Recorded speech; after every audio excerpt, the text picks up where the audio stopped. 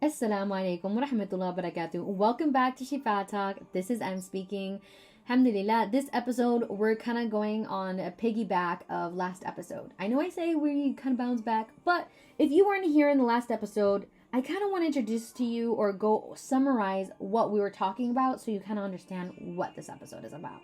So, you might get annoyed, but little disclaimer. So, if you were here the last episode, right, I want to start by saying something simple, and I want you to actually sit with it, okay? You don't have to be spiritually okay to be here. You don't need to feel close to Allah right now. You don't need to be consistent or a polished, quote unquote Muslim. You don't have to be emotionally articulate. It doesn't matter, right? You could be confused, you could be numb, you could be angry, you could be tired, you could be the kind of person right now that wants healing but doesn't know how, or even if you don't want to be healed right now, rather than you just want to sit here and listen with me and hear my perspective and how I can support you. That is fine. This is the space where you are not shamed, you are not blamed, but you are acknowledged. So, before I get into it, we always want to praise Allah subhanahu wa ta'ala and start this conversation with the Bismillah. So last episode, we talked about what happens when intimacy was never taught, when closeness was never safe. And today, we're continuing that here, right now. Because the next question is, okay, if my nervous system never learned safety, how do I learn from it? How do I learn myself? Because unfortunately, a lot of the times when we ask questions, I don't know about you, but whenever I ask a question to a sheikh, imam, or a sister, and I'm like, what about this? Like, how do I do this? And they're like, just trust Allah. Okay, how do I trust Allah? Just trust Him. Okay, that's not a freaking answer. Like, tell me right now, how do I do it? And people are like, okay, pray. Okay, what if I'm struggling with praying? Just pray. Okay, dude, thank you. I just told you I'm struggling, so how do I do it? Right? And this is the reason why I created this podcast, is because a lot of my unanswered questions unfortunately came with just, these kinds of phrases. And unfortunately, a lot of, Muslims, Christians, Catholics experience this, and this is why they fall out of their religion. And I just want to give you that reassurance, right? So, how do we learn it? As an adult with responsibilities, with relationships, with faith questions, with a body that reacts faster than our mind, that couldn't explain itself. Here's something that no one really kind of ever says, is learning emotional safety as an adult is not empowering at first. No. If you hear anyone, people will tell you, oh, being an adult is so hard. Really ask yourself, who taught you these things that you're doing right now? Was it just a copy and paste of what you saw and what you heard and what you were told what to do? Or, did you really learn it yourself? Were you ever given the space? Were you ever truly sat down and be like, hey, I see that you're upset. I see that, you're in a lot of, different kinds of emotions. What's going on for you? What is hurting you? What's going through your mind? If it's hard for you to speak, it's okay to just sit with yourself. Ask yourself, did you have that? And I know a lot of people, when I say these things, they're like, oh, that's a westernized kind of mentality. Well, Allah also said, don't be sad. Yeah. A lot of people are going to be like, well, that's hard. This life is hardship. It's full of hardship. But the Prophet Muhammad ﷺ did so many sunnah acts that helped him when he was sad. And maybe I'll get into that in a different kind of episode, because that's going to kind of steer us in a separate direction. But if you think, oh, like that's, silly talk, or that's too emotional, ask yourself, who told you that was too emotional? Who told you were being too dramatic? Who told you that you were overreacting? And really ask yourself, were you? Because maybe now, because that mentality you were forced into, you're now copycatting that. So, because you're learning something that other people seem to have naturally, you're trying to build skills you were supposed to be taught quite at a young age. Through love, through mirroring and protection. And instead you were taught, don't cry, don't talk back, don't make things worse, don't ask too much, don't be sensitive, don't embarrass the family, don't act like that, don't feel like that. Ugh. So now in your adulthood, emotional safety feels foreign. Ugh. No one has time for that. But not because you're not capable, but because you were conditioned to survive without it. So what emotional safety actually is, a lot of people think emotional safety means talking about your feelings. No. And as a therapist, I always get asked, as a therapist, like, what do you usually say? Like, what are you feeling? How do you feel? What hurts in your body? No, that's not what it means being a therapist. But an emotional safety is a deeper kind of conversation. Emotional safety is when your body learns nothing bad will happen if I feel something. It's when your nervous system stops bracing before you even speak. It's when you can be present without scanning for danger. It's when you don't have to rehearse every sentence to avoid being misunderstood. It's when you can be imperfect and still feel welcome. So if you grew up emotionally unsafe, you don't just struggle to be open. You struggle to stay in your body long enough to know what you feel. Have you ever heard of what is it called? The fight or freeze kind of thing? Yeah. Well, that's kind of relation to it. So what it looks like when you never learn safety, let's make it real, okay? Buckle up. Some of you guys shut down in conversations and then hate yourself for it after. Oh, why didn't I say that? Why didn't I speak up for myself? Now you're shaming. And someone asks you a simple question, what's wrong? And your mind goes blank, nothing. I'm just, I'm dissociating. Or I'm just having a moment for myself. Or I'm good, don't trip, don't worry. So you say, I'm fine. You change the subject, you get irritated, you disappear. And later you think, why couldn't I just talk? Why was I overstimulated? Because talking was never safe for you. So some of you avoid conflict so hard that you don't even know what you believe. You just know what keeps people calm. You walk around managing everyone else's emotional temperature and you call it being strong. And that strength is exhaustion. That's not emotional safety, that's survival. And some of you can be social, but you don't feel connected. You're there, right? But you're not actually there. You laugh, you nod, you participate, but you feel empty and drained because you weren't relating, you were performing, and performance is not safety, people. No, they're not. Some of you feel confident when you're helping others, giving advice and being useful, and there's a saying that was like, oh, I just don't take my own advice. So why don't you? But the moment someone turns around and asks you, how are you? Your chest tightens because you can be needed, but being known feels terrifying. So let's talk about how it affects your confidence or why it impacts your confidence. This is where it gets personal for people. When you don't have emotional safety, confidence doesn't develop normally. Because confidence comes from having an inner world that feels valid. But if you are constantly corrected, dismissed, or invalidated, and you start doubting yourself, maybe, I'm overreacting. Maybe I'm too much. Maybe I shouldn't feel like this. Maybe I should just shut up. So you lose trust in your own perceptions. You become the kind of person who needs reassurance for everything. You become the sorry person. Oh, I'm so sorry. Oh, sorry. I didn't mean to bump you. And you did nothing. Not because you're weak, but because you were trained not to trust your own internal reality. And that is what emotional trauma does. And yes, it impacts faith too.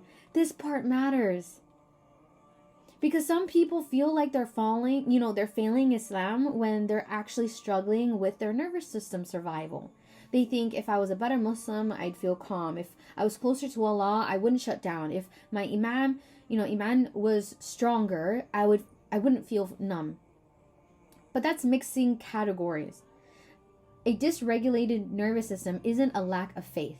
It's a lack of safety. And faith doesn't have to be weaponized against your humanity. When you're emotionally unsafe growing up, your relationship with Allah can feel complicated because you learned closeness through the only model you had. If closeness with people meant pressure, criticism, shame, control, When your body may associate closeness with Allah with the same feeling, but even if you know logically that Allah is merciful, this isn't you being bad, okay? This is your body applying an old template. So, how do you learn emotional safety in adulthood? Back to this question. You learn it in a way that looks slow, unglamorous, and almost invisible. And you don't learn it by force. You learn it through repeated experience of nothing bad happened when I was real. That's the whole process. Not being, not big breakthroughs, not dramatic of vulnerability, not instant softness. Small moments where your body learns, I can stay. I can stay. So how to learn your shutdown pattern without shame? You start noticing your pattern like like you're studying your own self, right? Kind of like a textbook. What does shutdown feel like in your body? What are the first signals? Where is it signaling? Is it your chest? Is it your throat? Is it your numbness? Is it irritation? Is it dissociation? Do you go silent? Do you get angry? Do you get sleepy? This matters because most people only notice shutdown after they've already disappeared. Emotional safety begins when you catch it earlier. And not to stop it, but to respond to it. So how do we practice the micro truth, right? If you grew up unsafe, jumping into full, vulnerability feels like, jumping off a cliff. So you don't do that. You practice micro truth. Instead of full explanation, you say, I'm overwhelmed, or I don't have words yet.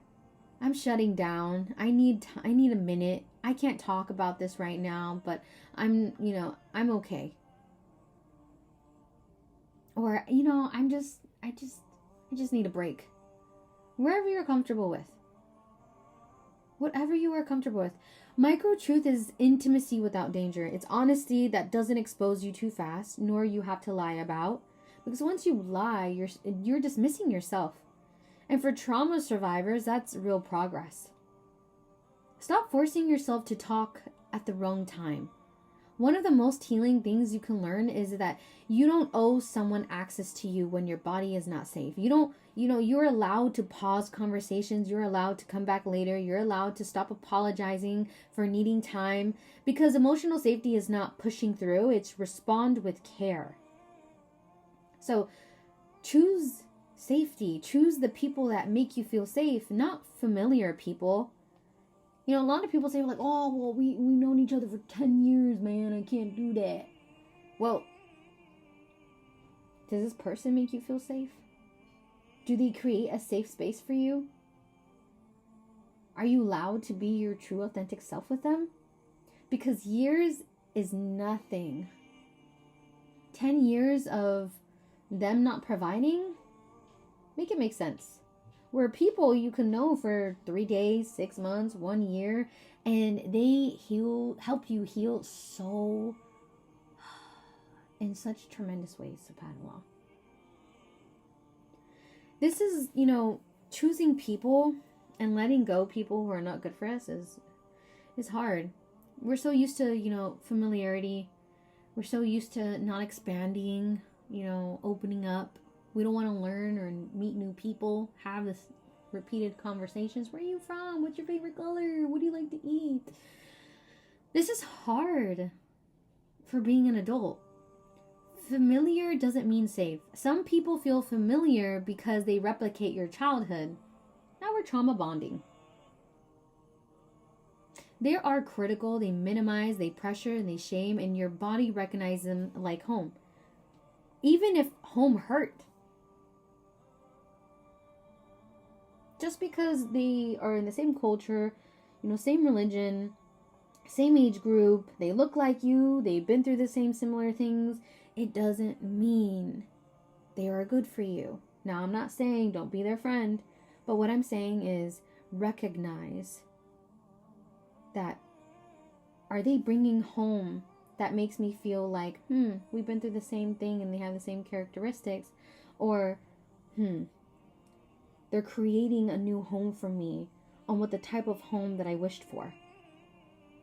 Emotional safety requires new patterns, which often feels unfamiliar at first.